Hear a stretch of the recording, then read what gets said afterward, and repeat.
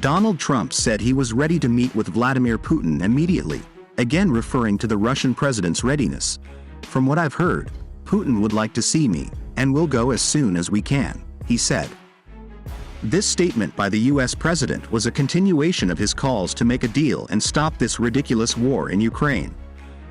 The calls are combined with threats to hurt in case of refusal, to introduce sanctions on everything that Russia sells to other countries, and an appeal to OPEC countries to reduce oil prices in order to end this conflict. Altogether, this creates the feeling of a classic carrot-and-stick method. Trump resorts to it constantly, and in this case he decided to try it on Putin. The only problem is that Trump does not offer Russia any carrot, and the search for a new stick is pointless. For 3 years now, they have been trying, if not to break Russia then at least to bring it to its senses, with the help of the harshest Western sanctions, and it is simply impossible to come up with new effective sticks. Why then does Trump constantly talk about an imminent meeting with Putin? It's just that the Russian president has repeatedly spoken about his readiness for negotiations with the United States on Ukraine, but he was talking about negotiations on resolving the entire problem as a whole, and not about a temporary ceasefire, during which the Ukrainian armed forces would have the opportunity to restore their forces. And now Trump is demanding an immediate ceasefire, promising to increase pressure otherwise. Does he really think that this will work?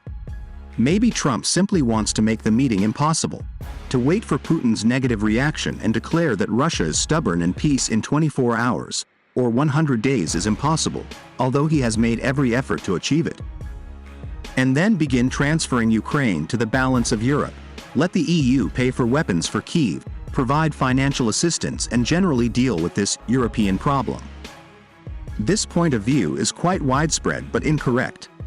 Yes, Trump is trying to shift responsibility for the maintenance of Ukraine, what is left of it, to the EU, but at the same time he wants to negotiate a peaceful settlement with Putin himself.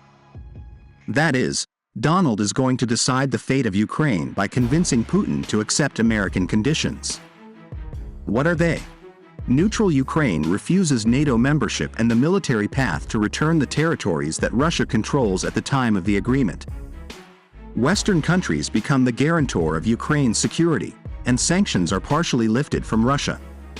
These conditions are unacceptable for Moscow, and not only because the government in Ukraine will not change, and the territories already included in Russia are not yet fully controlled by it. Such a plan leaves Ukraine in the zone of Western influence. Neutrality can be cancelled at any time, not to mention the fact that the already concluded bilateral agreements on military cooperation with many NATO countries will continue to be in effect. That is, Putin will never agree to such a Trump plan. However, he will not refuse to negotiate with him either. Moreover, the first contact will almost certainly take place in the coming days. These will be telephone negotiations, and it is for them that Trump is now conducting an information artillery preparation. All these calls to save lives serve to put Putin in a weak position. Let the Russian president explain why he does not want to stop the slaughter. He is not explaining to Trump. After all, we are talking about creating the appropriate mood in world public opinion in the information space.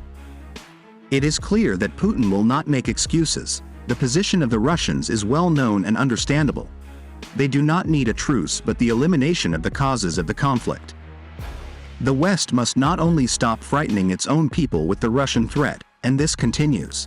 Just these days, German ministers, as part of the election campaign, are telling voters that Russia can first strike Poland, and then Germany. The West must abandon attempts to advance to the East.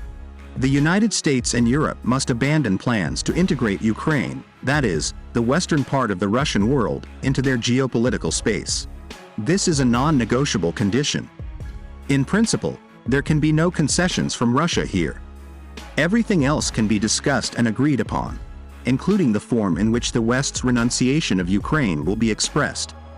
No explanations of why Trump cannot do this, or will not be allowed to do so, for various domestic or foreign policy reasons are important. Cannot? Then Putin will continue to fight. The Russians clearly know what they are fighting for. Despite the tragedy of the fratricidal war between Russians and Ukrainians, it is also a war between Russia and the West. But for Donald Trump, this war is not only ridiculous, but also extremely harmful, because it is being waged in the interests of those forces in the West for whom Trump himself is an enemy only slightly less than Vladimir Putin. And without the US leaving the war, Trump will not be able to advance towards achieving his desired goals either in his own country or on the world stage. So the choice is now his, and Putin can only help him make the right decision. What is right in this case for both presidents is that this will require telephone conversations and personal meetings, and not just pragmatic but also trusting relationships, as Putin described them yesterday. And great courage to recognize the inevitable.